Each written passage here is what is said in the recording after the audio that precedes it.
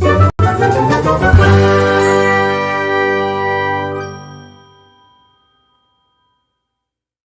friends, welcome back to my channel. I don't think I've done this video in a while, but basically we're doing the These Books Will Self-Destruct video. So I think that Becca from Becca and the Books created this many years ago, but basically most people pick 12 books because for one book a month, and you have that however long you want to pick.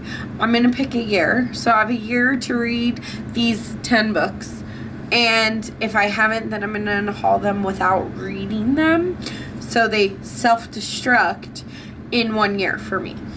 I know I've seen lots of different creators make these type of videos, and some of them put just a few books, some of them put more than 12, some of them put 12, and some of them give themselves 6 months. Sometimes it's only like 3 months, or it's the whole year. Mine is going to be 10 books in 1 year because I could not find 12 books that I wasn't interested in, and it's not even that I'm not interested in these ones, it's that they have, for one reason or another, not been read, and I don't think that I will read them unless I actively try to read them. So we're going to start with Gull Island by Anna Porter. This was on the buy one get one half off at Barnes & Noble, so I did buy this one new. Here's the thing though, I also checked Goodreads, and this has a 2.3 rating, and that scares me. I've literally heard no one talk about it. It's supposed to be like this crime type fiction. It's like a mystery. I think this woman named Jude goes back to Gull Island where her father lives, but no one's heard from her father. She's gonna go take care of his house and everything, even though what happened to her dad, and I think that that's the whole premise. It's kind of short, so I do want to give it a chance. It's only like 240 pages, but I've also heard nothing about it, and it's got a very low Goodreads rating, so that scares me. Then we have We Begin at the End by Chris Whittaker. So I got this when he came out with his new book from this year, but here's the thing. This kind of sounds up my alley, but I've had it for so long that if it was going to be up my alley, why wouldn't I have read it already? I mean, it's only been 8 months, I feel like, on my TBR, but I just never gravitate towards this one. It does sound really good. It almost sounds like this book by Greenwood, by this author. I can never remember her name or the book or whatever, but I really enjoyed that book. All the Ugly and Wonderful Things, yes, by Bryn Greenwood. Yes. Absolutely love that book. It's actually on my shelf. It's one of my favorite literary-esque novels. This one follows a 13-year-old who is in charge of her little brother, and it just says right, wrong, life is lived somewhere in between. An extraordinary story about two kinds of families, the ones we are born into and the ones we create. So I think that Duchess takes care of her little brother because her parents are unable to, and then she meets an older man who would be like a father figure, but instead of being a father figure, I think that something starts there. And hold on. It took me so long to read All the Ugly and Wonderful Things by Bryn Greenwood because of the content. You follow, oh my gosh, Bryn? No. Wavy. You follow Wavy, who is basically taking care of her brother as her parents are drug dealers. And her dad's employee, he's a drug runner. He meets Wavy when she's 12, and they form this relationship that is really creepy and really hard to read about, and makes me feel like a terrible person because I understand the relationship in this book, even though it's completely wrong. I feel like this is gonna be the same type of thing. If you've read All the Ugly and Wonderful Things and you've read this, like, let me know in the comments if they're similar. I don't know why I think they're similar. I just might have heard somewhere that they are kind of in the same vein. And like, this one took All the Ugly and Wonderful Things took me so long to read because it's gross, but very loving and very, just makes me feel very icky. So I kind of feel like We Begin at the End is going to be kind of icky. Then I have The Wedding Ringer by Carrie Ray. I've tried to read this. It's just a romance. And I don't know why I don't like it, but I have read the first, like, 30 pages, like 3 or 4 times. So it's just the last-ditch effort. I don't even remember why I didn't like it. It's just some kind of wedding romance. So this woman goes to this wedding because she's hired as a, like, maid of honor, and she has to pretend that she knows the bride and things like that. And then she meets a man, and you know, it's like, it's supposed to be like a cutesy romance. It was fine. I clearly haven't finished it because I haven't liked it enough. So I would like, this 2025 is the year that I'm going to read it, or just unhaul it. Along with this romance, which is Not Your Average Hot Guy by Gwenda Bond. This,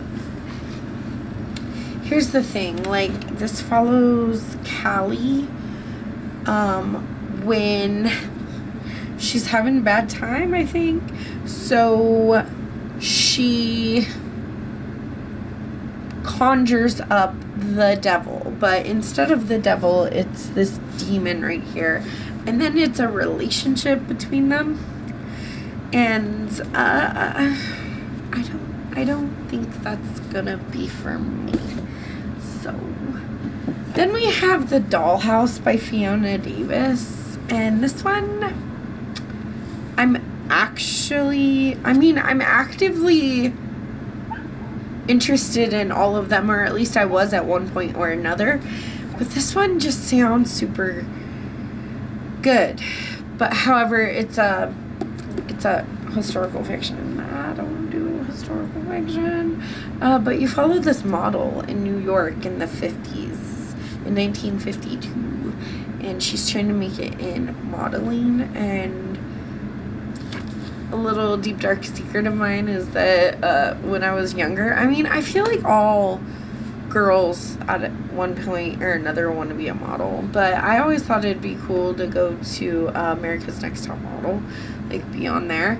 And you know, it used to be my guilty pleasure show, or one of the shows that I loved. I haven't watched it in years, but this one just seems fun. At the same time, though, it's historical fiction, and like, it does seem very fun, but what's the point in a fun story? What's gonna be the problem? I don't know if that makes sense, but we're gonna try it. This one is very small, so hopefully I can actually get to it, but this is Dead of Winter by Keelan Patrick Burke. It's a novella, and you would think that it would be really easy to read this, but here's the thing. I have read a few books by Keelan Patrick Burke, and they're good. I just never see myself gravitating towards this, and so that's the only reason that it's on this list. Then we have Under Your Spell by Laura Wood. This one was also buy one, get one half off at Barnes & Noble. So I bought it new. It's been on my shelf for a bit. And I have tried to read it. I tried to read it around Halloween, and I was bored. So we gotta read it on a holiday, something. Then we have The Lost Bookshop by Evie Woods. Again, this is just another historical fiction. How far would you go to find your story? On a quiet street in Dublin, a lost bookshop is waiting to be found. For too long, Opalyn, Martha, and Henry have been the side characters in their own stories. But when a vanishing bookshop casts its spell, these three unsuspecting strangers will discover their own stories are every bit as extraordinary as the ones found in the pages of their beloved books. Okay, so maybe not historical fiction, but kind of magical, kind of fantasy. I'm not a fantasy girly. I have a couple of fantasies on my TBR that like scare me because I don't do fantasy. That's okay. Then there's I Owe You One by Sophie Kinsella. I've tried to read from this author before, and I've never liked anything by this author that I've tried. So this one, I have no idea what it's about. I don't even know why I got it. Fixie Farr has always lived by her father's motto, family first.